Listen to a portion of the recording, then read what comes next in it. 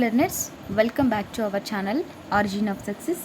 So ఈరోజు క్లాస్లోనండి మనం రీసెంట్గా జరిగినటువంటి పాలిటీ కరెంట్ అఫైర్స్ని అయితే మనం డిస్కస్ చేద్దామండి. అది కూడా ఎంసీక్యూస్ని డిస్కస్ చేద్దాం. సో సబ్జెక్ట్ మనం ఎక్కడి నుంచైనా చదువుతామండి. సో ఆ సబ్జెక్ట్ని మనం ఎంతవరకు గుర్తుంది అని మనం అనాలిసిస్ చేసుకోవాలంటే సో మస్ట్ అండ్ షుడ్గా మనం ప్రాక్టీస్ చేయాలి. అది కూడా ఎంసీక్యూస్ అన్నమాట. Okay, right. సో ఇంకా ఎవరైనా మన ఛానల్ని సబ్స్క్రైబ్ చేసుకోకపోతే వెంటనే సబ్స్క్రైబ్ చేసుకోండి అండ్ లైక్ చేయండి అండ్ మీ ఫ్రెండ్స్ అందరికీ కూడా షేర్ చేయండి. సో ఫస్ట్ క్వశ్చన్ అండి, ఇటీవలి కాలంలో శతాబ్ది వేడుకలను జరుపుకున్న తమిళనాడు అసెంబ్లీ ఈ క్రింది ఏ చట్టం ద్వారా ఏర్పడింది? చూడండి ఇక్కడ క్వశ్చన్ ఎలా ఉంది. సో కరెంట్ అఫైర్స్ని బేస్ చేసుకుని సో ప్రీవియస్గా అడుగుతున్నారు, అంటే బ్యాక్గ్రౌండ్లోకి వెళ్ళి అడుగుతున్నారనమాట.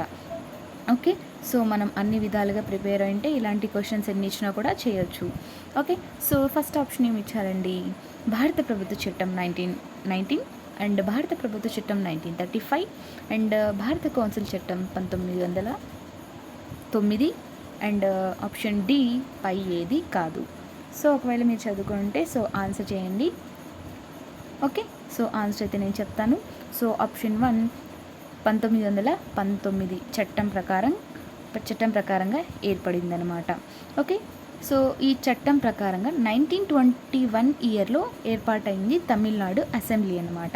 ఓకే, సో అయితే మొన్ననే తమిళనాడు అసెంబ్లీ అనేది శతాబ్ది వేడుకలను పూర్తి చేసుకుందనమాట. సో దానికి వేడుకలకి ప్రెసిడెంట్ రామ్నాథ్ కోవింద్ గారు హాజరవ్వడం జరిగింది.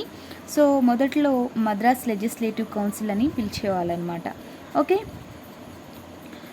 సో అయితే ఫస్ట్లో 1921లో ఏర్పడింది కదా.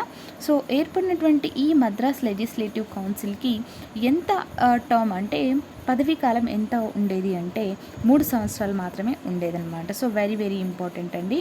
సో అందులో ఎంతమంది సభ్యులు ఉండేవాళ్ళు అంటే 132 మెంబర్స్ మాత్రమే ఉండేవాళ్ళు అనమాట. ఇందులో కూడా నామినేటెడ్ ఎంతమంది ఉండేవాళ్ళు అంటే 34 మెంబర్స్ నామినేటెడ్ ఉండేవాళ్ళు అనమాట. సో ఇంకా రిమైనింగ్ మెంబర్స్ అందరు కూడా ఎలెక్టెడ్ పీపుల్సే ఉండేవాళ్ళు అనమాట. Okay, so okay and next మరి ప్రజెంట్ గురించి మాట్లాడుకుంటే మనం సో ప్రస్తుతం తమిళనాడు శాసనసభలో 234 మంది సభ్యులు ఉన్నారన్నమాట. అయితే అందులో డిఎంకే పార్టీకి 165 ఉన్నాయి అండ్ అన్నా డిఎంకే పార్టీకి 75 ఉన్నాయన్నమాట. ఓకే, సో ఓకే ఇదండి. సో ఓవరాల్గా వీటికి సంబంధించింది. ఓకే, రైటా. సో దీనికి సంబంధించినటువంటి బ్యాక్గ్రౌండ్ కూడా చూసాము. ఓకేనా. సో ఇక్కడ ఒక విషయం చెప్పుకోవాలండి. సో ఫస్ట్ మొట్టమొదటిసారిగా జరిగినటువంటి ఎన్నికల్లో జస్టిస్ పార్టీ అనేది గెలిచి తర్వాత గవర్నమెంట్ అనేది ఫామ్ చేయడం జరిగిందనమాట. సో అప్పుడు మొట్టమొదటిసారిగా ఎన్నికలు జరిగినప్పుడు ఎన్ని స్థానాలకు జరిగాయంటే 98 స్థానాలకు జరిగిందనమాట. సో ఈ 98 స్థానాలకు గాను సో 63 చోట్ల జస్టిస్ పార్టీ అనేది గెలిచి సో గవర్నమెంట్ని అయితే ఫామ్ చేయడం జరిగిందనమాట. అయితే అప్పుడు కాంగ్రెస్ ఉండేది కదా, అంటే అప్పుడు కాంగ్రెస్ అనేది పార్టిసిపేట్ చేయలేదన్నమాట. ఎందుకంటే ఆ టైంలో మనకి సహాయ నిరాకరణ ఉద్యమం అనేది జరుగుతుందన్నమాట. సో దాట్ కాంగ్రెస్ అనేది పార్టిసిపేట్ చేయలేదన్నమాట. Okay, right. ఆ తర్వాత మద్రాస్ ప్రావిన్స్ ఏర్పడిన తర్వాత అంటే 1952 నుండి 54 వరకు అప్పుడు ముఖ్యమంత్రిగా ఎవరు ఉన్నారంటే సి రాజగోపాలాచారి గారు ఉండడం జరిగిందనమాట. ఓకే, సో ఇదండి దీనికి సంబంధించినటువంటి background. And next very very important question అండి. ఏంటి క్వశ్చన్?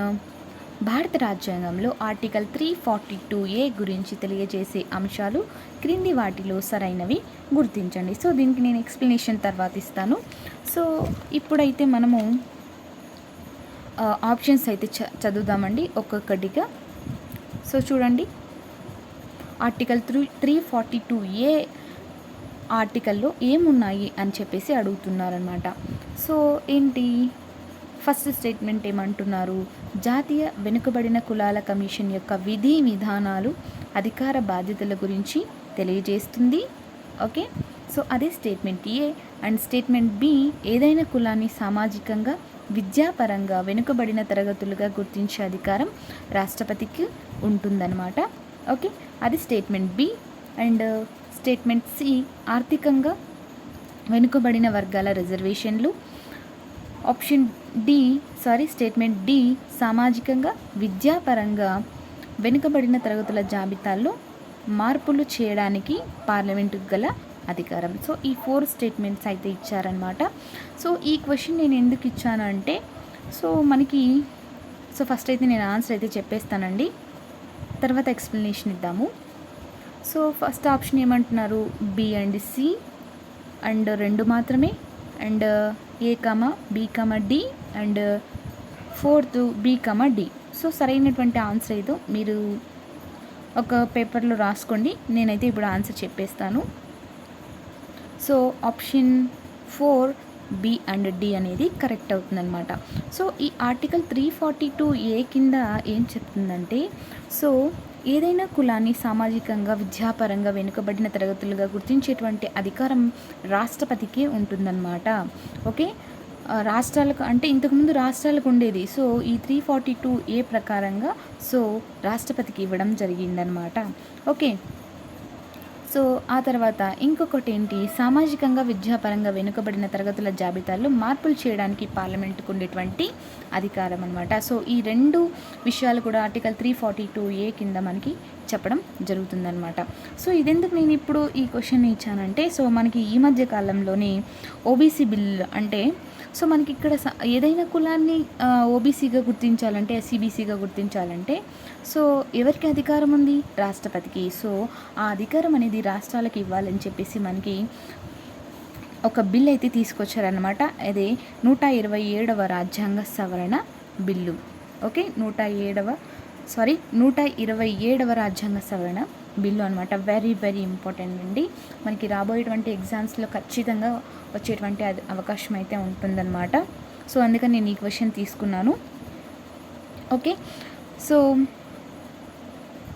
127వ రాజ్యాంగ సవరణ బిల్లు అన్నమాట. సో ఇది లోక్సభ ఎప్పుడు ఆమోదించిందంటే 10th ఆగస్ట్ 2021. సో ఈ రోజున లోక్సభ ఆమోదించిందనమాట. సో ఎంతమంది అయితే లోక్సభకు హాజరయ్యారో మొత్తం అందరూ కూడా యునానిమస్గా సో మొత్తం అందరూ కూడా ఆమోదించడం జరిగిందనమాట. ఏ ఒక్కరు కూడా ఆపోజిట్గా చెప్పలేదు, అంటే వ్యతిరేకించలేదు. ఎంతమంది హాజరయ్యారు అంటే 385 మంది హాజరైతే అందరూ కూడా ఈ బిల్లుకు ఆమోదం తెలపడం జరిగిందనమాట. ఓకే, సో మనము ఈ నేపథ్యంలో మనం 102వ రాజ్యాంగ సవరణ చట్టం అనేది మనం తెలుసుకోవాలండి. సో ఏంటంటే సో ఇప్పుడు నేషనల్ బీసీ కమిషన్ యొక్క విధి విధానాలు ఏంటి అని చెప్పేసి 2008లో సో అప్పుడు గవర్నమెంట్ మనకి 102వ రాజ్యాంగ సవరణ చట్టం అయితే తీసుకురావడం అయితే జరిగిందనమాట. సో దాని ద్వారా మన భారత రాజ్యాంగంలో 338B okay 338B and 342A and 366 26C అన్నమాట. సో ఈ 3 ఆర్టికల్ని మన భారత రాజ్యాంగంలో చేర్చడం జరిగిందనమాట. అయితే నేను ఇందాక చెప్పాను కదండి, ఏంటి సామాజికంగా విద్యాపరంగా వెనుకబడిన కులాల జాబితాలో కొత్త కులాల్ని అంటే కొత్త క్యాస్ట్ని నోటిఫై చేసేటువంటి అధికారం రాష్ట్రపతికి మాత్రమే ఉంది అని చెప్పేసి 102వ రాజ్యాంగ సవరణంలో చెప్తుందనమాట. అయితే వీటిలో మార్పులు చేర్పులు చేయడానికి ఎవరికి అధికారం ఉంటుందని చెప్పుకున్నాము, పార్లమెంట్కి అధికారం ఉంటుందని చెప్పేసి మనకి 342A ఆర్టికల్ అనేది చెప్తుందని చెప్పుకున్నాం అనమాట. ఓకే, సో అయితే సో దీనికి అంటే మనకి రాష్ట్రపతికి అధికారం ఉంటుందని చెప్పుకున్నాం కదా. సో ఈ బిల్లు ద్వారా 127వ రాజ్యాంగ సవరణ బిల్లు ద్వారా అధికారం అనేది రాష్ట్రాలకు ఇవ్వాలని చెప్పేసి తీసుకొచ్చారనమాట. సో ఓవరాల్గా ఇదండి. సో మనకి ఈ బిల్ అయితే లోక్సభలో పాస్ అయిపోయింది, ఇంకా రాష్ట్రపతి ఆమోదముద్ర వేయాల్సి ఉందన్నమాట. ఓకే, సో ఇది ఆన్సర్ ఏంటండి మనకి option 4B and D. Okay, right. Next ఏంటండి, ఇటీవల కాలంలో ఆంధ్రప్రదేశ్ రాష్ట్రానికి సంబంధించి రాష్ట్రపతి బిల్లులను ఆమోదించడం జరిగింది. అయితే ఈ క్రింది వాటిలో ఆమోదించిన బిల్లు లేదా బిల్లులను గుర్తించండి. ఓకే, సో ఆప్షన్ ఏ ఏంటండి, రాష్ట్ర SC commission, and option B రాష్ట్ర SC commission, option C A and B, and option D పై ఏది కాదు. ఓకే, సో ఆన్సర్ ఏంటండి, గెస్ చేశారా?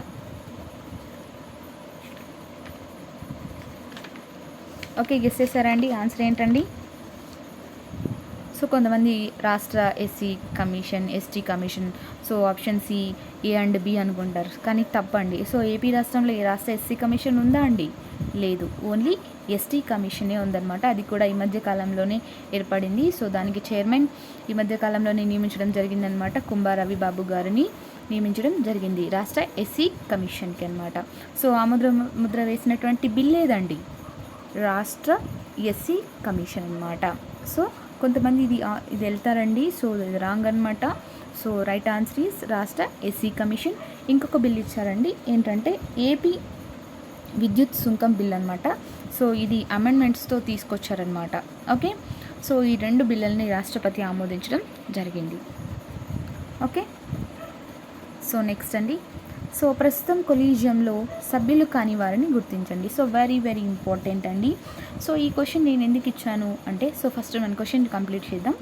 సో ఒకరు justice Nariman, 2 L Nageswara Rao, 3 D Y Chandrachud, 4 U U Lalit and Khanwilkar. Okay, so option 1 ఏంటండి, 2 మాత్రమే. ఆప్షన్ బి 4 మరియు 5, ఆప్షన్ సి 2 మరియు 4, ఆప్షన్ డి 1 మాత్రమే. ఓకే, మీరు ఆన్సర్ చూసి జాగ్రత్తగా గుర్తించండి. సో ఇవి కరెంట్ బేస్డ్ పాలిటీ క్వశ్చన్స్ అండి. నేను బ్యాక్గ్రౌండ్ వెళ్ళి కూడా అడుగుతున్నాను. సో మనకి క్వశ్చన్ అనేది మనకి ఎట్లా వస్తుందని మనం గెస్ చేసుకోవాలన్నమాట. Okay, so first of all మనం ఆ కొలీజియంలో ఎవరు ఉంటారు, ఎంతమంది ఉంటారు అనే ఒక ఐడియా వస్తే మనం ఈజీగా చేయొచ్చు.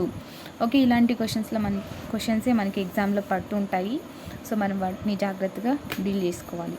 So first of all, so ఇక్కడ మనము ఒకటి గమనించాలండి. సో ఇటీవల కాలంలో జస్టిస్ నారిమన్, సో ఈయన పదవి విరమణ చెందారనమాట. ఓకే, సో ఆ ప్లేస్లో ఎల్ నాగేశ్వరరావు వచ్చారనమాట. ఓకే, అప్పుడు ఆన్సర్ ఏమవుతుందండి మనకి, ఆప్షన్ డి 1 మాత్రమే. సో వీళ్ళందరూ కూడా ఇప్పుడు మన కొలీజియంలో ఉన్నారండి. ఓకే, సో జస్టిస్ నారిమన్ ఈయన పదవి విరమణ చెందారనమాట. సో ఈయన కొలీజియంలో సభ్యులు కూడా. సో ఇంకా పదవి విరమణ చెందితే ఇంకా పోస్ట్ ఖాళీగా ఉంటుంది కదా, సో దట్ ఆ ప్లేస్లోకి ఎల్ నాగేశ్వరరావు వచ్చారనమాట.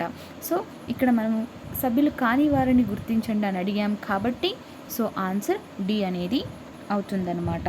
సో జస్టిస్ నారిమన్ ఈయన 2014లో సుప్రీంకోర్టు జడ్జిగా నియమించడం జరిగిందనమాట. ఓకే, సో దీంతో సుప్రీంకోర్టు యొక్క న్యాయమూర్తుల సంఖ్య 25కి పడిపోయిందనమాట. సో ఇంకా 9 ఖాళీగా ఉండడం జరిగిందనమాట. ఓకే, సో ఇప్పుడు కొత్తగా వచ్చిన వారు ఎవరండి కొలీజియంలోకి, ఎల్ నాగేశ్వరరావు అనమాట. సో ఈయన 6th జూన్ 2022 వరకు కూడా ఈయన ఈయన కొలీజియంలో ఉంటారనమాట, అంటే కొనసాగుతారు. ఓకే, సో ఎవరెవరండి ఇప్పుడు ఎవరెవరు ఉన్నారు మనకి, సో మొదటిగా జస్టిస్ ఎన్వి రమణ గారు, అండ్ యువి లలిత్ గారు, and Khanwilkar, D Y Chandrachud, and L Nageswara Rao. So మొత్తంగా 5 మంది అనమాట. Okay, right. నెక్స్ట్ క్వశ్చన్ అండి, సుప్రీంకోర్టు న్యాయవాది నుండి నేరుగా న్యాయమూర్తిగా పదోన్నతి పొందుతున్నటువంటి 2వ తెలుగు వ్యక్తి కింది వారిలో ఎవరు? So option A L Nageswara Rao, option B R Subhash Reddy, option C PS Narasimha, option D Bela Trivedi. Okay, so try చేయండి. సో మొన్ననే మనకి కొలీజియం అంటే జస్టిస్ ఎన్వి రమణ గారి నేతృత్వంలో ఉన్నటువంటి కొలీజియం అనేది 9 మంది, అంటే సుప్రీంకోర్టుకి 9 మంది కొత్త జడ్జీలని సిఫార్సు చేయడం జరిగిందనమాట. సో వారిలో ఒకరే అనమాట, ఇక్కడ ఆన్సర్లో ఉన్నది వారిలో ఒకరే పిఎస్ నరసింహ అనమాట. ఓకే, సో ఈయన సుప్రీంకోర్టులో సీనియర్ న్యాయవాది అనమాట.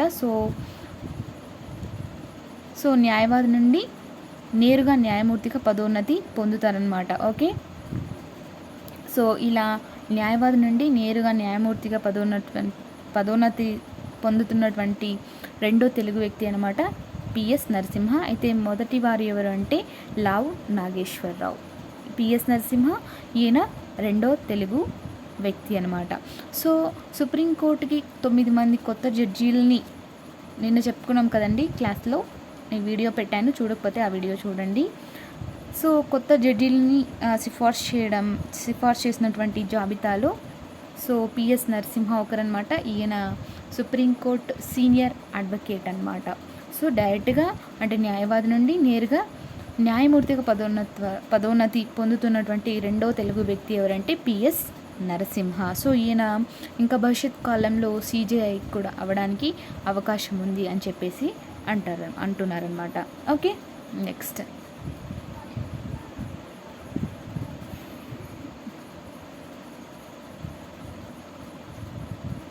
ఓకే అండి, నెక్స్ట్ మనకి